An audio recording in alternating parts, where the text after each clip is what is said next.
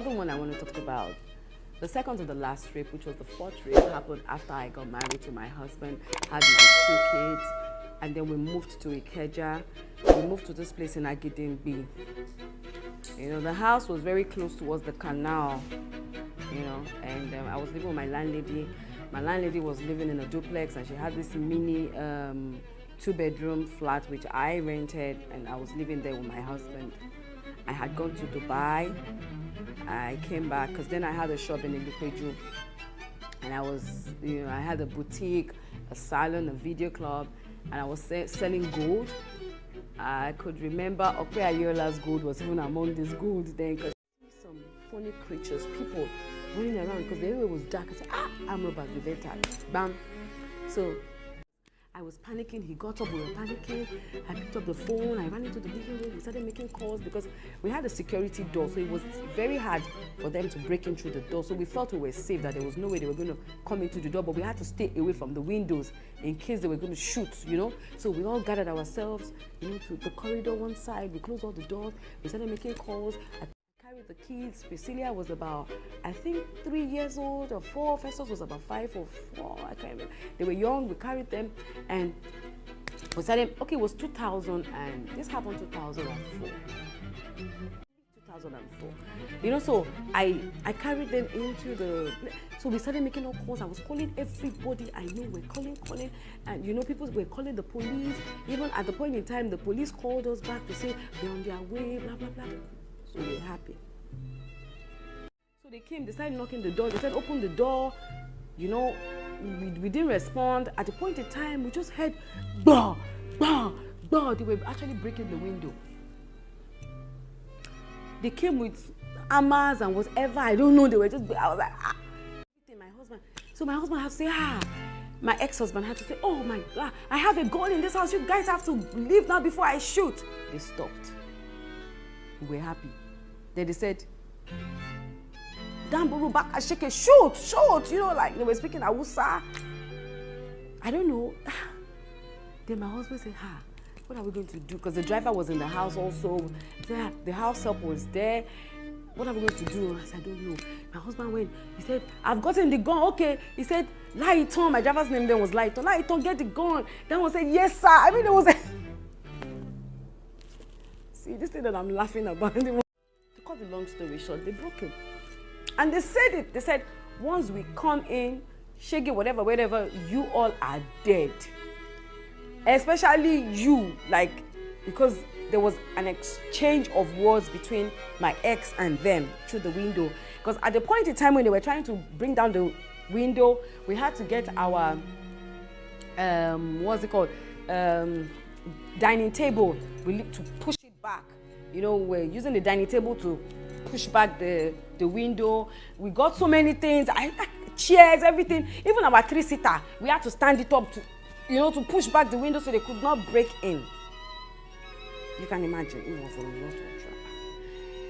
Eventually, they overpowered us because there were so many. I think they were between 12 and 18. A lot of them. And most of them were not wearing shirts. They had this short neck and then they had this leaf. I heard they were Nigerians. They had this leaf tied around them.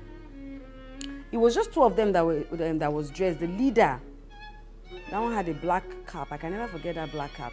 He had that black cap on, and then the other one was not wearing. He was just wearing a shirt and whatever. 2 of them. You know, so they came in eventually, and the first thing they did, I can never forget, because my husband is tall, my ex-husband. He was standing, and then they had this axe, boom, on his head. The blood just went, you know, remember the tension, the alcohol, everything. And he just went down like a log of wood. I ran into the bedroom, our bedroom. They followed me, especially the one with the cap, the leader. And then when he followed me, say, you can't, he dragged my hand back. And the next slap, oh my God, I saw 1,001 stars at the same time. Then they bounced on me, they were beating me because he had slumped and they were wrapping him. Because I noticed when I was on the floor, they were beating. Okpe's gold. Yeah, I remember Okpe's gold because, you know, if And okay, thank you so much, because I remember I wanted to return the money and you said not to worry. Yeah. So I had to go and wrap all the gold, put them, you know, hide them, all more. I used my hand everywhere that I hid it, inside the garden, inside the rice, yo, inside the toilet, yo, me, with my own hand, after the beating. I was thinking it out, and that thing caused more beating for me. Because the fact that they knew I hid those things, they felt I still had more that I hidden somewhere, so they beat. You see that one, that the first rape I narrated was small. This one, they beat. They beat Shege. I mean, my face at a particular time was deformed. Like, I couldn't look at the mirror. I couldn't recognize my face. There was a time I couldn't see one of my eyes safe. And I think that's what affected my eyesight. Because till now, one of my eyesight, especially this one, very bad. They beat Shege out of my body. I had to go bring out all these things. I was bringing them out, everything one by one. So the guy insisted. Then my wedding ring, because I just bought a new wedding ring when I went to Dubai. I changed it when I got married, which was a 9-carat gold, and then I bought an 18-carat. So I just blessed it and I had it on. I had to pull it out when they were about to come in. I threw it under my house help. So when they started requesting for it, I had to go pull it out from her. But I really didn't want to go to her straight so they don't beat her, you know. So I had to be speaking Yoruba to her, jukini ejade, you know. So at the time I was distracting the man when he was beating me, you know. When they were beating me, I was distracting them so that she could. So when they said, look at it, you know, they said, so I had it on. Well,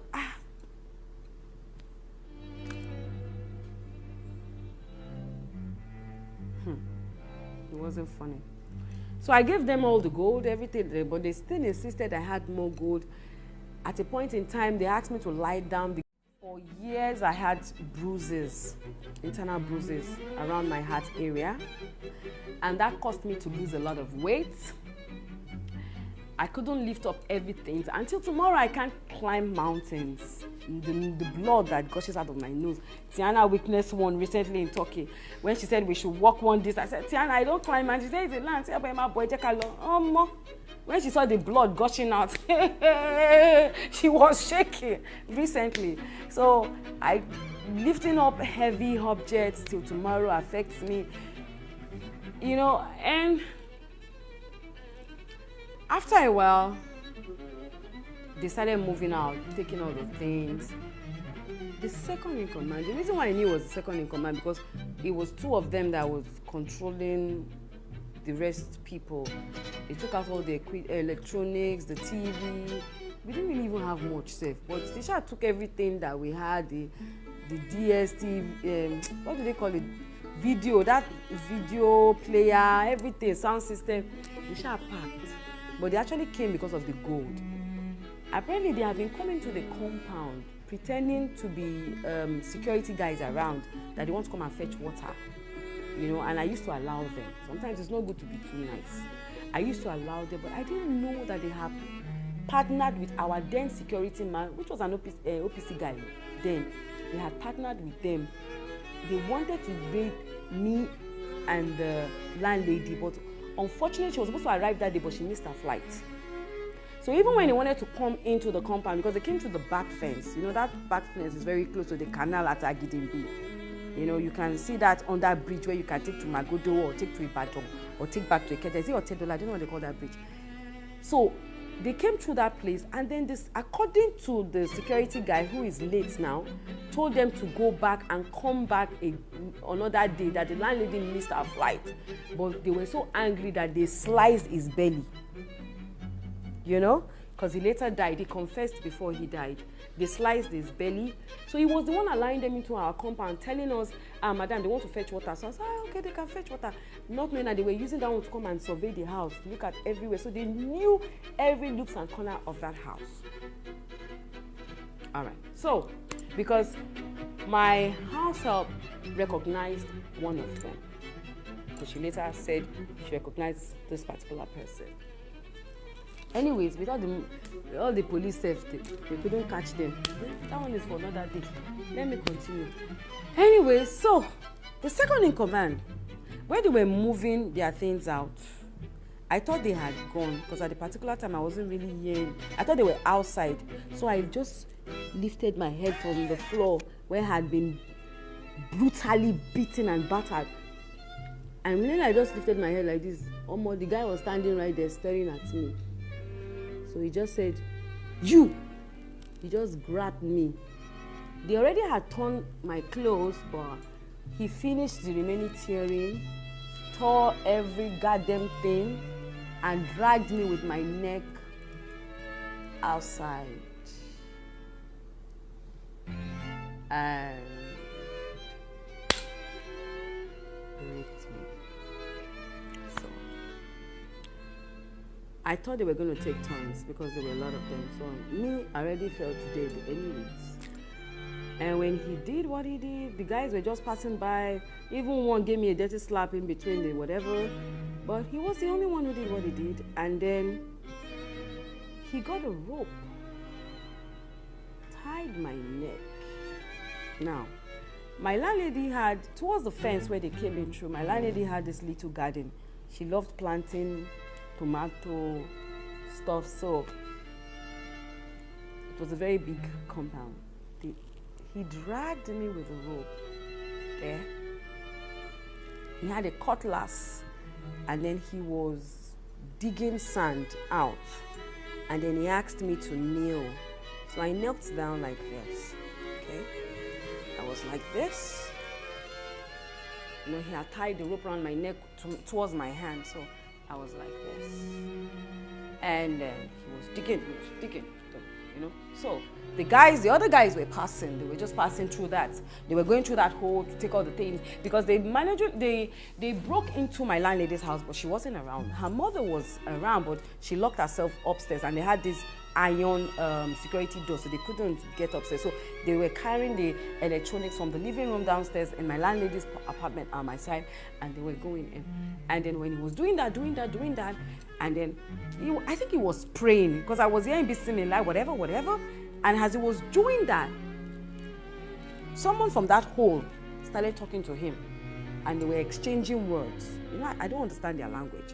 Now, the security guy in the next compound who understands their language said, because when he came in to see me later, with the police people, the policeman was telling me, "I'm very lucky, madam, thank God for your life," because the guy said that there was an argument that broke out between the leader and the guy that raped me. That, what are you doing? That the guy was narrating to me what they said. That, what are you doing? And he said that he wants to kill me. That blah blah. And he said, "Why do you want to kill her?" The guy had left. I think one of the guys that were taking the things into, informed him that he had raped me. So he came back angry with a pistol, because I never knew they had a gun because they didn't shoot. So he came back with a pistol, attacking the guy that he has told them that they should not be raping when they go for operations. So why did he do that? And then why does he want to kill me? That they already have killed my husband, and I have 2 little kids, and they've taken everything, they've beaten her. So why do you want to kill her? That he should leave me. And then the guy said, no. Then he said, if you don't leave, I will shoot. Because when I peeped, I saw the guy with a pistol. I even thought maybe he wanted to shoot me. I didn't know whether I thought he was standing there to shoot me while they had finished digging the hole. So I didn't know that he was actually saying he was going to shoot the guy that wanted to actually axe my head, there. So eventually, I just saw that he loosened the rope because he had the rope very tight towards my neck. So he just dropped the rope and then used his leg to, used his leg to push me away and asked me to go inside. And on my way inside like this, some of them that were still coming out, there were so many, there were so many. They were just slapping, beating. Eventually I go back inside. And I lied down there. And after a couple of minutes or so, I saw footsteps, people coming in. And then I just said, Jesus, oh my God, Jesus, oh my God. I think then it dawned on me that the police had arrived with people. And then, because I was naked, so they went inside, they got, I don't know, was it a bedsheet? I just got something, and then they threw it on my body, and they said, Madam, can you hear us? are you okay? And my voice was gone, so I just kept saying, my husband, my husband, my husband. You know, because funny enough, when all these things was happening to me, the only thing I was thinking of was, I have killed my husband. Because when they came to me, all I was saying was, my husband, my husband. And I heard his voice. Iyabo, okay, I'm okay. I said, you're okay? I said, okay. Oh, you're bleeding, please take him to the hospital. The officer said, madam, you need to go to the hospital. You are more, do you know how? I was like, no, leave me, don't touch me. Just take him to the hospital. The hospital. And it was until the next day, you know, when I woke up in the hospital, because I think they gave me injections, I don't know, I slept off. That was when I knew I was brutally beaten.